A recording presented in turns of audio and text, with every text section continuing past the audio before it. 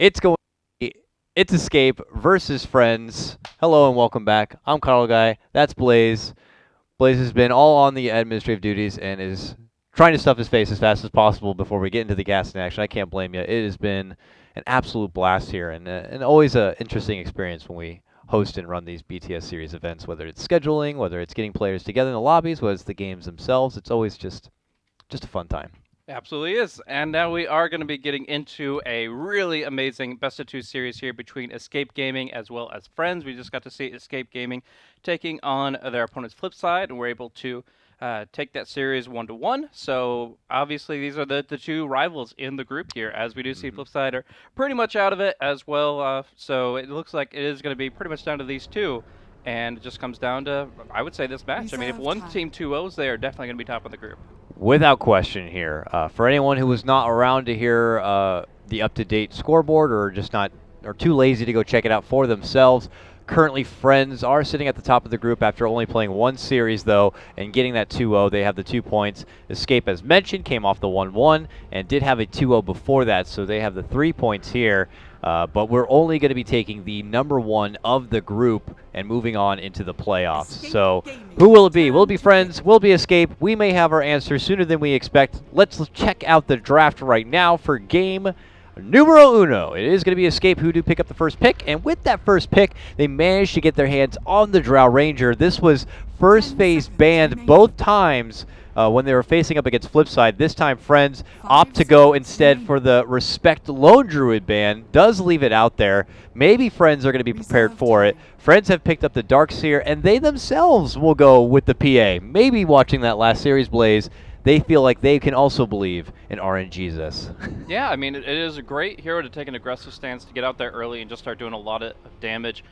It's actually pretty important in my mind that the Shadow Demon is banned out here, because Shadow Demon would have been a pick that not only allows the Drow Ranger to do that much more in sieging situations, but when the PA jumps in, all you have to do is disrupt her. It gives you kind of time to reset, get your positioning against her. She just used her Phantom Strikes, so she's not going to be able to close any distance anytime soon. You get great illusions through the evasion and the crit, and you can even theoretically progress towards like about a 40-minute Aghanim Scepter, which will completely nullify her presence. You get 3 demonic purges that all will break her passives and make it very easy to kite her. This is one of my favorite counters to PA out of the pool, so PA can be picked up pretty early. On top of that, she's got her buddy Darkseer here who will provide that Iron Shield, provide that surge, and allow her to really get in the thick of things. I mean, the only other hero that I really think of that just allows the PA to go is either an Omni Knight or an Ogre. Just get a Repel or get a Bloodlust and just jump in. I mean, this is a hero that really likes to go, likes to get involved, and we're going to see it here. I would not be surprised if we see one of those other two picked up here. I wouldn't mind the Ogre, certainly, but nonetheless, a strong start, a strong foundation for Friends already. We move in through the second phase of bans here. Axe goes, so does the Elder Titan. Does leave out a certain Huskar. Do you think that could be a bit unnerving? I know we're feeling pretty great about the PA now going against the Drow Ranger, but what if Escape managed to creep in a Huskar Drow pairing here in the second phase? Is that something to worry? Even the Huskar Dazzle is probably the bigger factor here. Yeah, because of course. I think PA can manage the Huskar quite well until the Shallow Grave comes out. Like, you can coup de grace, you can still two-shot that hero, theoretically, but Shallow Grave makes it so that he has that guaranteed amount of time where he's going to be staying in the fight. You got Armlet toggles and Inner Vitality from there, and it makes it actually pretty tough to deal with. So, you know, it is a possibility. I don't think it's Escape's go-to here, but, you know, cheese is always on the table. The problem I could see is that there would be an easy response from Friends to get something like the AA. And I actually wouldn't even mind the AA with their team. I mean, Chilling Touch Daggers, let's do it. Yeah, it's pretty solid. I still think the Grave is going to be like the end-all be-all for Huskar to kind of do his thing. He doesn't expect to live long against a lineup like that, no matter the case. But yeah, I could see that being the answer at the very least if they do end up going for it. I really do think they're going to take a different approach to it. We just saw like a Naga as well as a Slark on the side of Escape for their cores, so I feel like they are more confident in their ability to take games later and later, and while they are going to get early map advantage with the Drow Ranger, I expect something different than the Huskar for their mid-pick. What about then, like, something like the Medusa paired with the Drow? Medusa's pretty good against PA. I could see that working out pretty Definitely well, good against these man fighters, and something we saw pretty frequently through TI. I don't know if we got to see any opportunities of a team like Escape running it, but I'd imagine it's something that they could be capable of kind of throwing together here. Do like that Spirit Breaker, though. I've always been a big fan, not only just of Spirit Breaker and how he's kind of that linebacker and a bash brother for the team, but you have the Ion Shell to pair with it now, and that means that he could seriously do some serious work. I don't know if Friends plan on kind of following the trend that we've been seeing a lot, at least in the European scene, with a lot of the heavy aggressive lanes or the full-out tri-aggro lanes, but maybe Friends can throw something together for themselves that could really make it very solid or not. Nonetheless, the blue draft will continue here for Escape, and we'll have to see what they want to segue into next here. Did you say Yapsor been playing a lot of Rubik?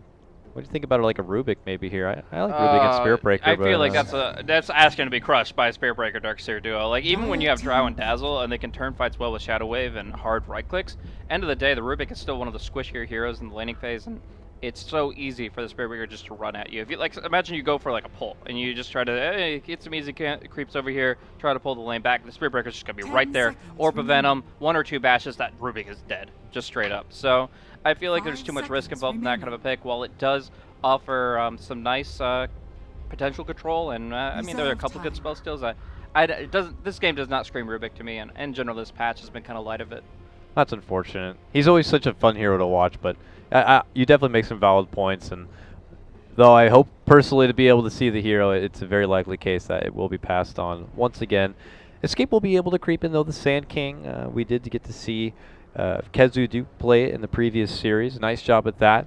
Kind of being the initiator, the one to be able to close the gap for their team, and really kind of be the chaos-heavy team fighter, because, well, you can always use more team fight. With Dazzle and Drow, they really don't have quite as big of an AoE, but already a bit of a counter player in its own right. Disruptor showing his face again for another matchup, this time able to bring his own bit of crowd control with that Static Storm, pairing that together along with the Darkseer. They already have a recipe for their own game, and as far as when the 5v5 can break out. I'm curious if this shows that Escape are going to be trying to go for what we saw in the previous game, where essentially they try to put out such an aggressive stance in the off lane that their safe laners are protected just based on the fact that they get almost 1v1 matchup. In this case, if they go Sand King, Dazzle, and then one more up top, they might be able to just allow the Drow Ranger to get a solo lane, which is actually her strongest laning configuration. Most people think about carry Drow with 2 supports protecting her, but if she can get solo experience and just like 1 versus 0 or 1v1 a Darkseer, she's actually going to be in a really good spot in the game. But I think that Friends will see through this. They'll try to make sure that Spirit Breaker Darkseer stay focused on the bottom and mid, and that will mean that, of course, that Friends have to be very defensive in their safe lane pickups, whether they go with the PA in the safe lane or they pick up a new hero for it. Does the Timbersaw pickup change that up at all? Because I'm trying to think of it right now, and like Timbersaw had been both a Koikfa and a KotLGuy hero for them, but they also have the Sand King. But doesn't Koikfa also play their Drow Ranger too? Or can Koikfa has been playing more Drow actually between the two of them, so it's kind of weird. I'm kind of like a bit of a haze as far as the role and the identity as far as what Escape are planning on doing here. I don't know if they're trying to mind game the draft a little bit and or just kind of utilize the fact that they do have that versatility on their team. But I'm very curious to see what KotLGuy and Koikfa both end up landing on here. I've heard vocally from Koikfa that he does enjoy playing Timbersaw a lot. Okay, then I would say that that's the case. I mean, yes, Koikfa has been playing Drow more than Era most recently, but I mean, they've only played a few games over the past a few months, and I mean, he's played things like Skywrath mid and stuff too. Like, he's played a very wide array of heroes, and if he likes playing Timbersaw, I think that'll be his go-to, because it just makes more sense to put the Sand King as an offlaner here for KotLGuy, and that would leave, obviously, the Drow to go to the safe. I mean, there's a way you could actually run Drow mid. You could go Koikfa mid Drow and Timbersaw safe, but I mean, I don't know how Era feels about it. And there's a Rubik, man! You got it! Wow. All right. How does that happen? I don't know, actually. How does that happen? It doesn't even work in my head. But, I didn't. You sold me after you told. I'm thinking that I'm like, yeah, maybe not Rubik at all, definitely not. But yeah, his telekinesis is really good against charge. That's one of my favorite things. Is what you can do is you see the charge. That's coming. the one reason I brought it up. Yeah. That was the one reason was telekinesis against charge would be too bad. And then the earlier point you had made that it was Yapsor's #1 pub brand here was the only reason. We talked about it before. Yeah, it was the only reason at that moment it popped in my head. I don't know if that's the reason enough why Escape picked it up here now, but. Hell, I'm happy. I was just saying I'd love to see the big thing is if you have a mid that doesn't have a quick way to stun out the Spirit Breaker, then you're a little bit worried that he's just going to be able to get those charges and pull somebody out so far out of position, maybe gets a lucky bash or two, and then you're like in the middle of the river, and you don't want to be like that. So the Rubik is able to just pick up very early TP, scroll, lift, you have a counter initiation, and you can even use telekinesis to bring him further into harm's way, further into the radius of the tower. And while he might have some of the best base HP and armor of any hero, it's still a lot of tower shots that he might not be able to withstand. So YapzOr is going to pick it up again. This is his #1 played hero in competitive and in pubs, and we'll see how it works out here. But it is going to be that Sand King going as a core now to support, and presumably to that off lane, though they're still thinking about it here. Era is the Timber. I mean, we know Era, huge veteran of the game. I mean, the guy's played all through Dota, played Han before that. His hero pool is out of control. I was only a bit skeptical because it's not a name I put on the face of Timbersaw, as a lot of people like to say. It's not something we've been seeing him play a whole lot of, frankly. You can name a lot of heroes and be like, that's an Era hero. He has so many heroes that he's so damn good with, but Timbersaw hasn't made the list maybe yet. No, maybe especially when this is where he shows off the best Timbersaw you've ever fucking seen. I will welcome a dominant Era Timbersaw. Don't get me wrong. It's just when you have KotLGuy on the team, who has also vocalized and shown that he loves playing the hero, and you have KotLGuy on the team, who has played in the off lane, you don't feel like Era is typically the one that's going to be go ahead and saddling up on the machine. But hey, we're going to be in for a special treat here. We get the YapzOr Rubik, and then we're going to get the Era Timbersaw. But it's not all on them. Friends, a team that are already at the top of the group, still undefeated in the group stage. I mean, it is after only one series, but we'll see if they can hold on to it here. We didn't really get to go into their new roster much, Blaze, but it is obviously a different Friends team than what we saw back at Star Ladder. Friends themselves, a team that originated after, of course, the falling out of Virtus Pro. The people that were left kind of just became a team of friends. But since then, obviously, they lost G. Who else was on the team and unfortunately departed? I don't mean to put you on the spot. I don't think FNG was on the team, but they had a nice variety. They had like the whole Aloha dance. They still have Yoku and No Fear, but they had Aloha dance and G were the two that were on it and are no longer. And it's kind of like that hodgepodge of CIS team players that still wanted to keep going, but it was members that were on the former Virtus Pro, on Vega before they dropped a couple. Like, it's just a nice little mix of players. And while they, again, did lose G and Aloha, they got picked up in the shuffle. These guys are the ones that remain. And we'll see what they're capable of here. They're already doing all right in terms of the group stage, but this is where they might meet their match. I may not win over a lot of people with this, Blaze, but would you put Friends as an equivalent of like an NA Shazam I mean, kind of a thing? Yeah, you could look at it that way. Based on maybe where they stand in their scene, maybe not where they are in skill department, because obviously NA's better, but, you know, I'm just kidding. It just depends on where you feel about the whole NA EU thing. I'm sure there's obviously don't have that, you know, they don't have a big brand name behind them, but they are very highly caliber players, and soon enough we could see a brand on them if they do show a lot of positive light and positive showings. Oh, man! And it is going to be Escape, though, who fire off to the races, showing off their awesome new aggressive lane. YapzOr setting it up with the telekinesis, the burrow, the heal bomb. It all comes together for the first blood. Yes, because what they want to accomplish here is get Timbersaw 1v1ing against the Darkseer, where the Timbersaw can actually run away with the lane by just intentionally aggroing the creep wave.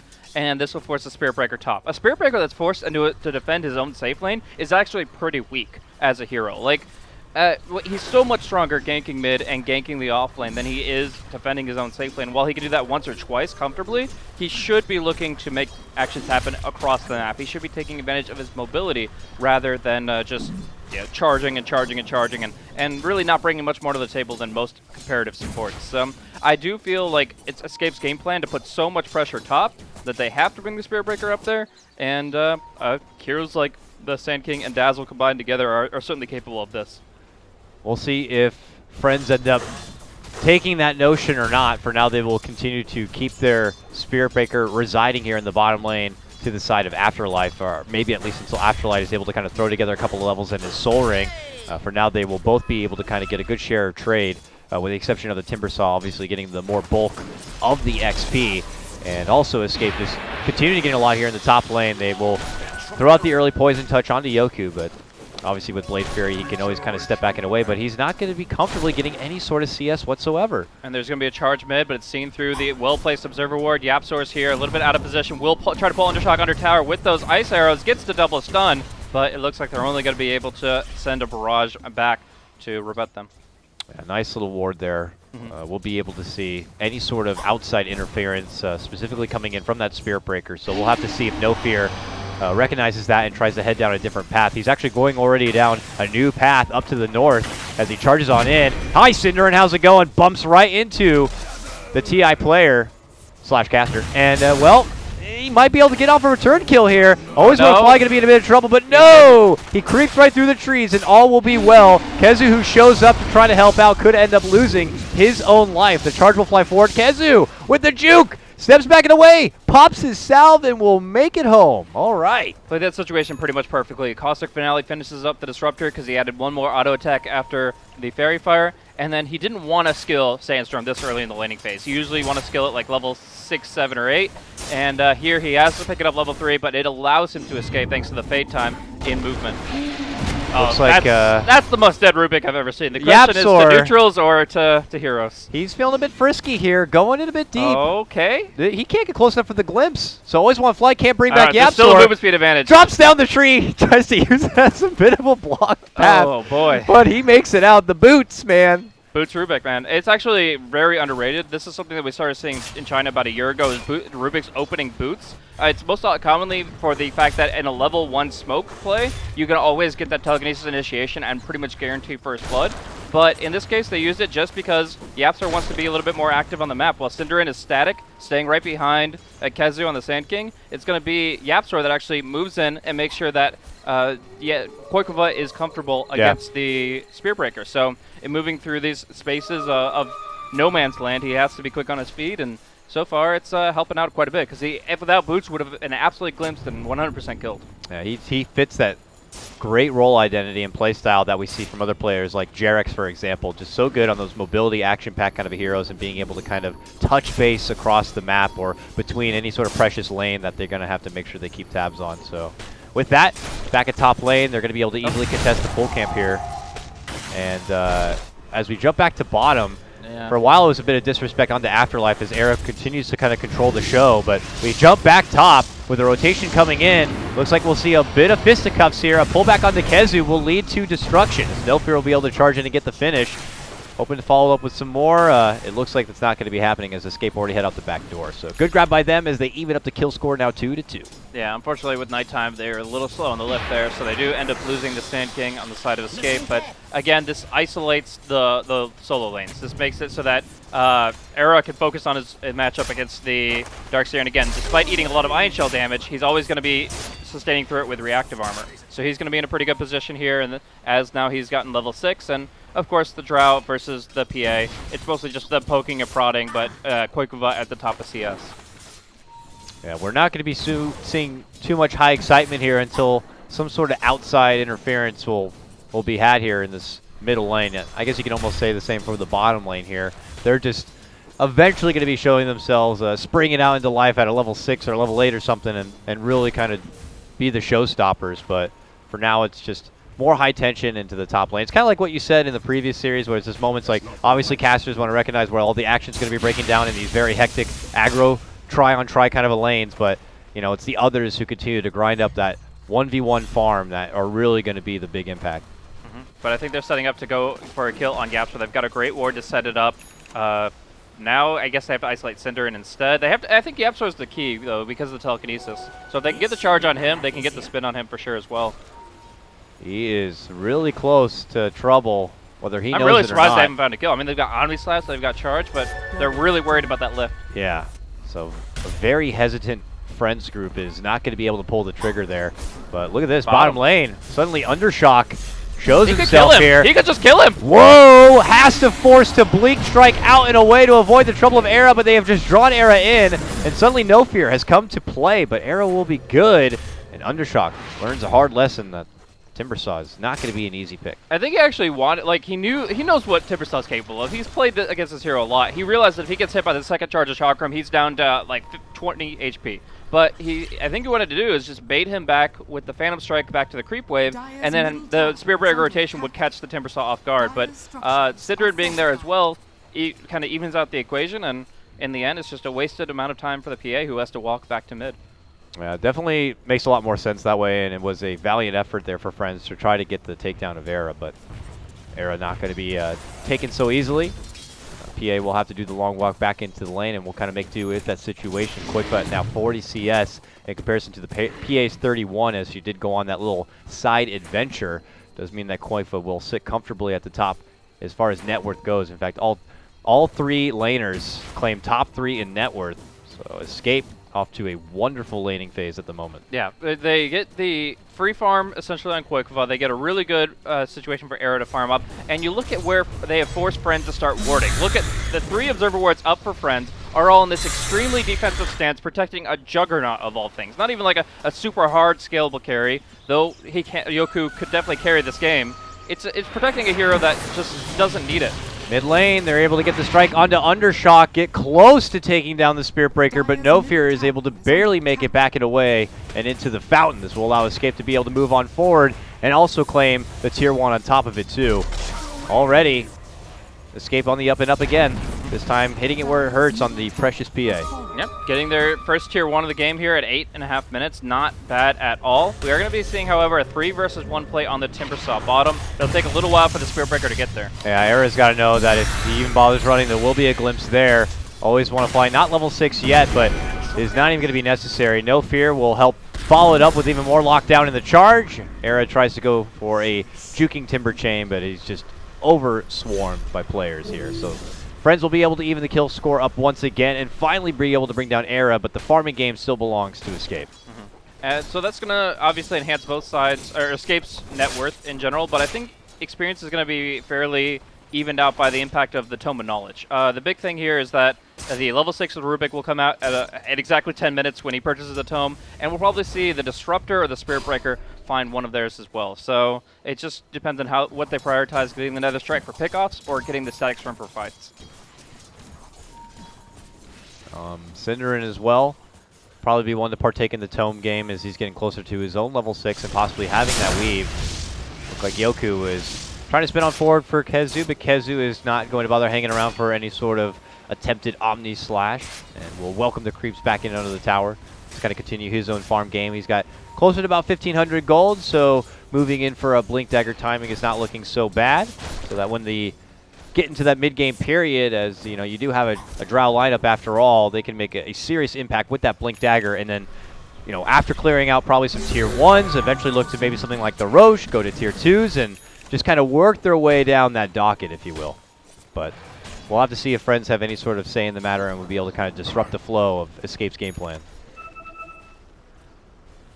Because when you try to measure up exactly, Blaze, like, you know, saying like when the Sand King is able to get his Blink Dagger, when Era is going to be able to really do some extra work in these team fights on the Timbersaw, it's a huge power spike for Escape. I mean, are Friends going to have any sort of power spike to respond to that, or the timing's just off for both sides? Well, I think you look at it, the Tome of Knowledge is going to come out for the Disruptor. Afterlife is going to get a couple more points of Vacuum. They have the potential to turn any fight against Escape. They get a good back wall inside of Kinetic Static. I mean, that'll wipe out everything. So Omnisci is going to be coming out onto Sin. Fortunately for him, he does have that Grave, but he is going to be glimpsed back under fire and finished off by Yoku. Nicely done right there. Always want to fly. Happen to be in the neighborhood, and Cinderin gets a taste of his own medicine from his own Disruptor play in the previous series. And unfortunately, what looked like an easy escape for him is not going to be so graceful. So Dazzle goes out. Yoku, who had been suffering from a bit of an awkward laning stage, will be able to get a kill and help get him back on track. And they might get a bit more here. Charge will fly out. KotLGuy, though, does have Sandstorm, does have Burrow. Many ways to be able to make it away from trouble, but there is going to be the glimpse. This time it will be into a Static Storm. Not so easy to escape from that, though. KotLGuy does go down, and Friends pull ahead now 5-3, and will look for a tier 1 themselves. Looks like it will come at a bit of a trade. KotLGuy was already able to take the tier 1 at the bottom, and Blaze, they're looking for a second. Yeah, there's so much push pressure coming out from the Drow. It's a situation that we see many times before, but if you are able to even just force somebody back, let alone maybe get a kill on them, then you're going to be able to put a lot of pressure onto the towers in the aftermath. And we're going to be seeing Era creep cut the wave. Now they have to respond. They really just can't let this fall unrequited. The Undershock's going to be coming in, but what can they do? We're going to be looking for the Juggernaut, make a move forward, but oh, there is going to be the glimpse at long range onto KotLGuy. Very nice grab from Always Wanna Fly. This is like the third play set up by him. A very good job. KotLGuy is going to be graved up and forced to be saved, but now the move in play comes, and they're going to be losing Always Wanna Fly. Now rushing on back. Cinderin to come, looking to make a move, but Undershock is going to be able to hide within the trees. Huge burst to fly out from Era here. But it's going to be Escape who lose another couple. Era looking to fire back with a double kill. Unfortunately, Kezu's epicenter is not really going to find the target, and it looks like Friends might look to hustle the hell out. Era takes the high road, and look at that. He's able to cut off Afterlife here. Afterlife needs one more second. He'll have the surge, but as he goes for it, Kezu's there in just time with the burrow strike, and will stop him in his tracks. A split of kills from both sides leads to what I believe is a 2-for-2 trade at the end of the day. I believe so. That was actually pretty close engagement there, but they did lose the draw at the beginning of it thanks to the glimpse. So yes, it was 2-for-2. And they ended up denying the tower. The Disruptor was able to get the deny on the Tier 2 bottom, as well as, of course, they claimed the Tier 1 top. So actually quite a big win for Friends, considering how far behind they were up until that point. Now, we do know that Kezu is now picking up his Blink Dagger where he didn't have it before.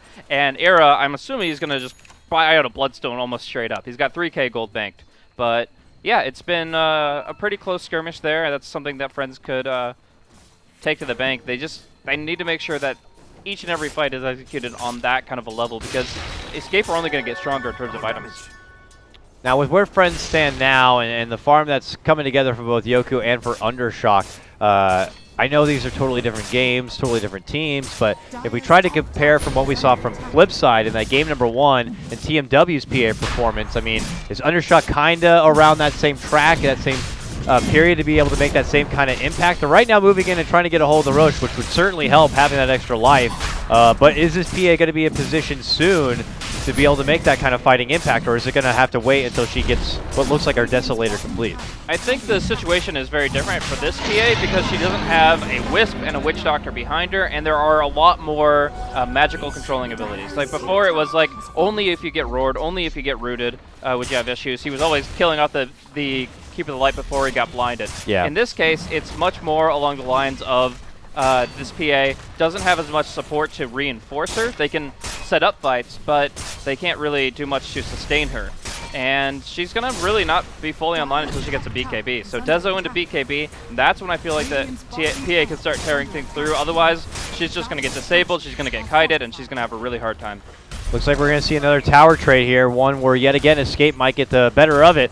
With the Drow, of course, their demolition group hits that much harder, as they will be able to bring down this Tier 2 right at the same moment, as Friends will claim just the Tier 1 there at the bottom. Escape, if they would like, could continue to pressure forward and see if they can draw Friends back, but it looks like they'll kind of take their business into the woods and look to make a movement elsewhere. Dire scan out the Radiant approach from the top Tier 2. They know that they are making the move south, and it looks like they want to actually meet them. It looks like they might assume that either the Sand King is sticking around to farm up top, or one or two of them might have TP'd back, and they might be able to go for a play here. For now, looking to bait the PA, but she's got the Iron Shell on, and I don't think either side is going to take the bait. It definitely feels like Escape have taken a much more passive approach here for at least the past couple of minutes. Though, now that you have Kezu picking up the Blink Dagger, you would think almost they'd be looking to do the opposite here. But well, they did just get the Bloodstone as well. Era was able to farm that up pretty quickly, and if you can find a good fight right after picking up Bloodstone, you're going to be in a really good spot. It's got to be go time now. Synderen's got 2 of the good purple stuff, and I imagine they're going to be popping it here any moment to put those to use. Let's get some more charges. Let's get this Blink Dagger dirty. And let's look for some setup, but might not be the all-time now. Don't think we've talked about it much, but we have to examine the fact that there are 2 heroes that, while they are bad laning against heroes like Sand King and Timber because they're melee, they're actually really good at dealing with the Drow Ranger. The fact is the PA Phantom striking right on top of this hero and going to work when she has her BKB up is going to be really good. Oh yeah. And obviously the Drow will look for a Hurricane Pike pretty soon, but if you can BKB, the only thing she can really use that for is a Force Staff. So you try to stay on top of the hero, make sure that Drow doesn't have her marksmanship, which lowers all 3 range heroes' damage quite considerably, and it's just the key to the game if Friends are going to be able to take the fights. Beyond that, Spirit Breaker can close distance if he doesn't get gusted back, and of course you've got your Surge to stay on target as well. So a lot of great ways to nullify the Drow. The problem is, in doing so, you're going to be setting yourself up for a counter initiation from either the Sand King or the Timber Saw, and you have to play that carefully. Yeah, because that is something Escape are obviously going to be privy to, so it will probably be on Synderen to be nearby for this Drow, that when that kind of pounce happens, she will not be insta-deleted, even if RNG is heavy in the favor of Friends, so that way when the counterplay comes, they can make it truly successful here. Looks like KotLGuy may have been spotted, so the charge goes out. They have the dust, so KotLGuy can't hide under her Shadow Blade, and now comes the jumper for the PA. There is that said Grave to try to keep him back and alive. Air looking to go for no fear here, but everyone has surrounded KotLGuy, and KotLGuy will go down to the mighty crit. Nice pullback. Gets Era under the static storm, and a vacuum pullback into the wall, though. Friends just running on forward and stampeding over Escape as they try to do their namesake and get the hell out of there. KotLGuy going to be caught within the trees. They got the kinetic field waiting there for him. Synderen going to be Blade Fury'd up, and he goes down. Friends still have everyone here with the exception of the Spirit Breaker. Era comes back, and he gets sent right back home. Triple kill for Undershock on the PA. And actually possible for them to take the Timbersaw in that situation, but at least with this, they guarantee the Juggernaut gets out alive. They can take the Tier 1, no problem whatsoever. I think a really big part of that fight was the fact that the Darkseer was able to get in and vacuum the Sand King, who was channeling Epicenter. He started Epicenter here, vacuums him into the wall, and that takes away such a big source of damage going the other way. At least the Juggernaut would have died from that Epicenter. If not, the PA would have been in a really bad spot. So getting the glimpse into Static Storm on the Timbersaw, getting the vacuum to cancel out the Epicenter, it completely nullified Escape. Of course, it started off with a simple charge into Dust on the Shadow-Bladed Drow Ranger, but it turned into so much more because Escape thought they could take the fight, but Friends just beat them at every turn. Whoa. And if you look at the net worth graph, you can see that everything that Escape had built up for themselves, pretty much through the whole game, they had held the net worth advantage, but at this moment has been completely 180 the other way. So Escape, you know, we were calling out to see when they were going to be able to get this kind of a moment with Blink, with Bloodstone, everything online, where they get to smoke and move and try to get these things working. But Friends were the team that were able to strike first, and now it's Escape looking for their own response. Are they going to be as blessed with an opportunity to make their own big team fight play? It does not look like it. Friends taking more of a passive approach now, understanding that Escape are going to be on the fight back, are not going to allow themselves to be caught out so easy. So Escape kind of instead used this opportunity to place down some pretty deep wards. Very deep one here in the bottom lane, and one just in front of that tier 2 in the mid. Even one at top, man. They see everything that's going to be happening outside the front doors of Friends. Yeah, the smoke play here is going to be really solid. We'll see if Escape can actually kind of sniff it out, as there are no heroes showing other than Illusions and PA, and that's obviously quite a tell, but this is going to happen very quickly, right up to the front lines, and Synderen seems to have fallen for it. From the perspective of Escape, they will see no one in any other lane. Undershock spots Dazzle, and just as quick as you see him, you don't see him. He's gone. The rest of the smoke movement is still there as they rush on forward. Oh no! They actually catch a sleeping Yapzor, and they'll glimpse him right back and deeper into enemy territory. He steals the Blade Fury, tries to use it to escape himself, but that's not going to be happening. Both supports will be taken out by Friends here, and they'll move right on forward into some damage on this tier 2. Yeah, some great wards on every lane, and yet they get caught by one little smoke gank, and it turns from bad to worse because Yapzor, there was some pinging going on. Not sure if there was an issue with him, but he doesn't expect to get jumped there. They blink forward for the vision, and they lock him down. That's going to be a full tier 2 now going the other way, and I got to say, Friends have absolutely brought this game right back into their fold. I mean, all they have to do is just really sync up well with the team fights, get a good back combo with the Disruptor, and they could even look at Roshan with the next respawn.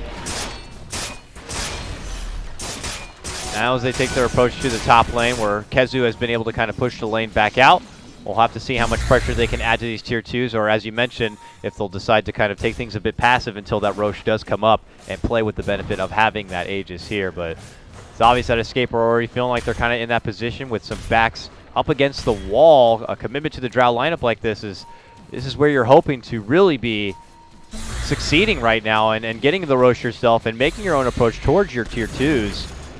You know, but we see KotLGuy waiting to throw together the rest of that Hurricane Pike, which would certainly help him being able to kind of increase the gap between himself and his opponents. But right now, Friends just kind of move so quick and so fast that there's no time to really react or breathe. It's just the timing is off now. Like, item timing is actually a really important thing, especially compared to your opposition. And in this case, he wanted the Hurricane Pike, he wanted to go Dragonlance into Shadowblade, and then get the Hurricane Pike before PA had a BKB. Now the BKB is coming out at least at the same time, and from there, the Drow then goes into Silver Edge to start actually muting the PA.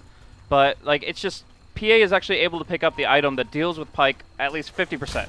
Like, before it was, if the PA jumps in, all the Drow does a Hurricane Pike, and PA is miles away from her target. Now, with a Surge, the Drow and BKB, she'll Phantom Strike the Drow. Drow will try to disengage, but really not get that far, and PA will be right back on her. we'll have to see, as the pressure will be on the support staff of Escape to help out Lady Drow when she does get caught out in that kind of awkward position where, you know, a matter of 2 strikes with some lucky RNG could quickly delete her from the game. Here Escape now use a new smoke, and they casually follow behind Era here in the bottom lane in hopes that maybe Friends will make a lackluster approach. But Friends are actually on their own business and their own business trip right now, heading down in towards this mid lane and looking to kind of make their own approach from the northern part of the map. They have a tier 2 still sitting up there if they'd like to take that money off the map. Nonetheless, Escape obviously going to be finding nothing with their bottom lane movement. So they have unfortunately been stunted for quite a while. I've not seen a kill from them since, well, KotLGuy took a tower there. Way back here when Cinnering got a kill on Afterlife, what feels like just about 13 minutes in. It's been about 10 minutes since Escape have been able to take a kill. So now as Friends creep themselves down from this top lane, Escape will try to make their own new setup. I mean, don't get me wrong, Escape have a lot of answers and a lot of ways to be able to spring out from the trees and make that huge team impact, but Friends have been doing a nice job eluding them and kind of just looking through the game for where their potential really is and just kind of continuing their own quota of farm.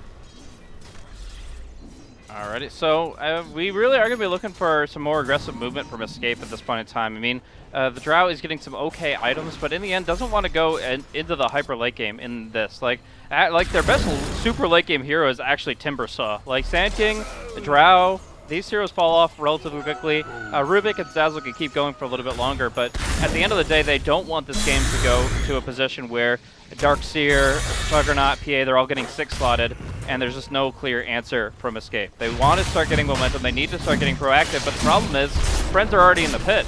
Like, I actually feel like their best move might even be to be pushing high ground against agents, which is the most absurd thing I could say, because it's 5 versus 6, it's almost impossible, and yet they're on such a important timer that they might need to.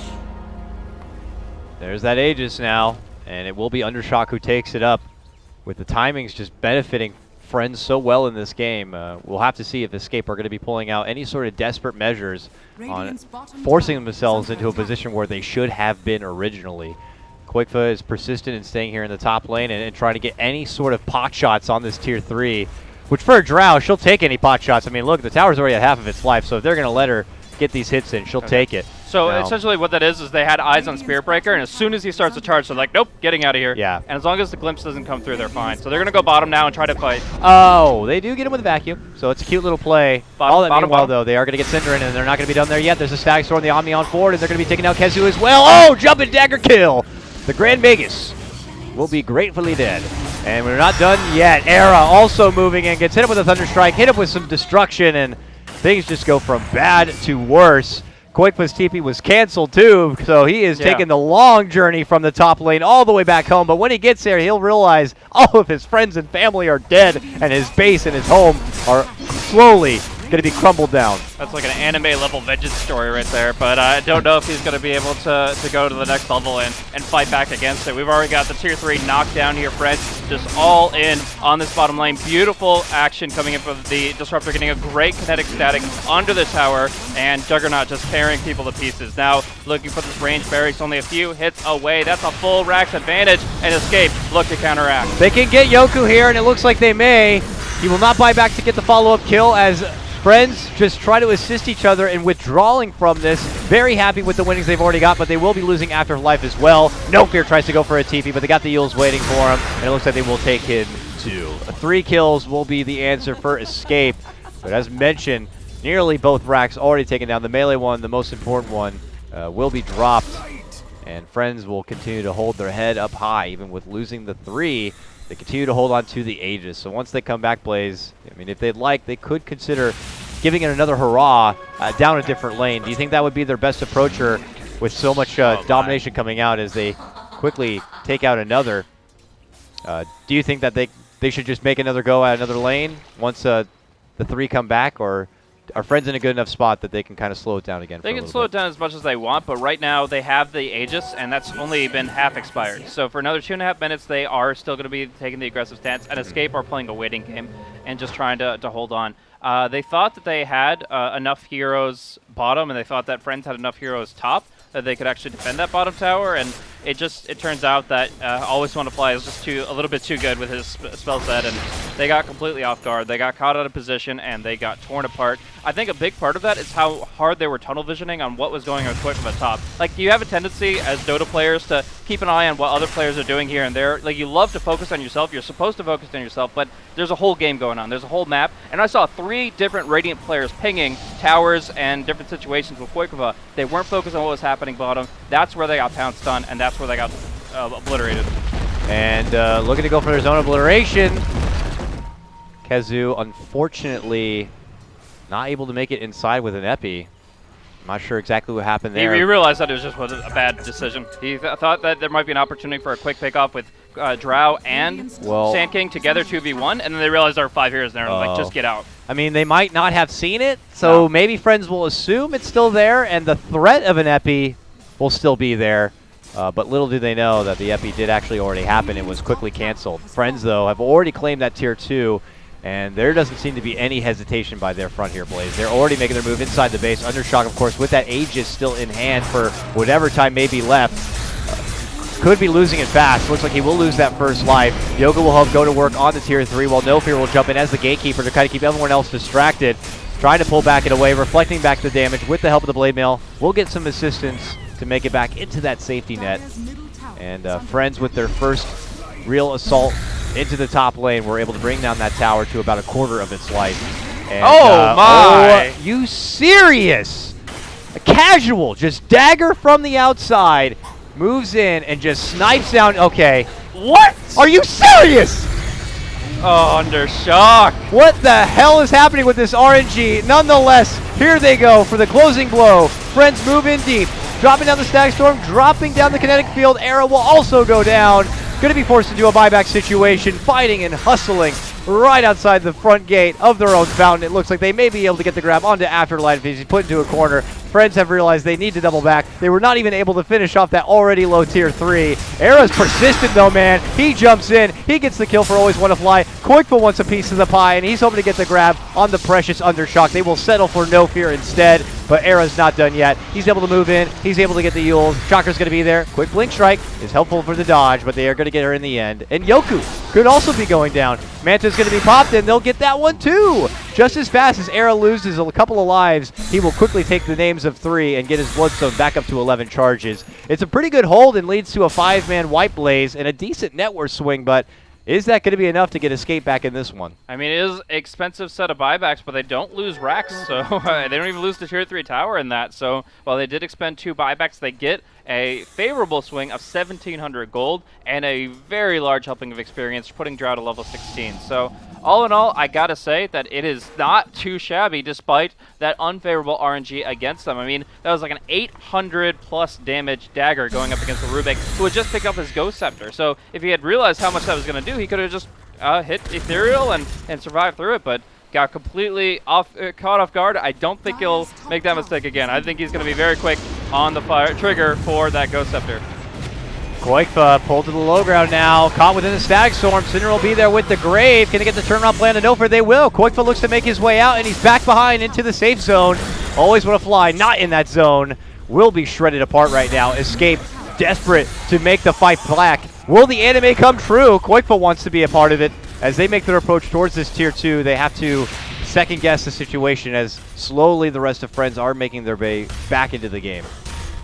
Yeah, this is absolutely insane how quickly it's turned on its head, but it really comes down to a couple missteps from Friends, diving a little bit too far up against the buybacks and the quick respawns of Escape, and now trying to go for a play while 2 main heroes are dead. They go in, I think as a 3v1, and again, Escape are right there with the Grave, at least prolonging the engagement, giving time for the Blinkers and the Timber Chainers to get in position for the kills. So they end up feeding way too much in that situation, but they're still at a 1 racks advantage. Escape get that tier 2, they quickly pull back, and they feel like that they will be able to breathe into a new life now and hold on. And for Friends, maybe need to kind of reevaluate the situation they put themselves into with that hard commitment to the top. But the bloodthirst was real, and it looked like they could be closing in on the game overall, but being a bit too deep and handing over a bit too much will allow Escape to kind of stall things out even longer here. And We'll have to see what the new approach is going to be from Friends on this. A little bit of time before we get to see the new secondary timer on this Roche. And how forgiving would it be for Friends if it was a short timer? Because I felt like they just used this Aegis not long ago, and already they're going to have potentially another one in just under a minute's time, or just over a minute's time. More. But it's fine. I mean, Escape, at least they have a little bit more in their arsenal now. At this point, there is a Ghost Scepter on the Rubik. They have the Aghanim Scepter now on the Sand King. This guy bought back and has Blink, Yules, and Aghanims. I mean, he's been actually having a pretty good game, a little bit quietly, but it's worked out for him. Now he has the tools to make the fights happen. The question is just who's quicker on the draw, the Darkseer and Disruptor with their team fight capabilities, or Kezu as well as Era going in for the gold.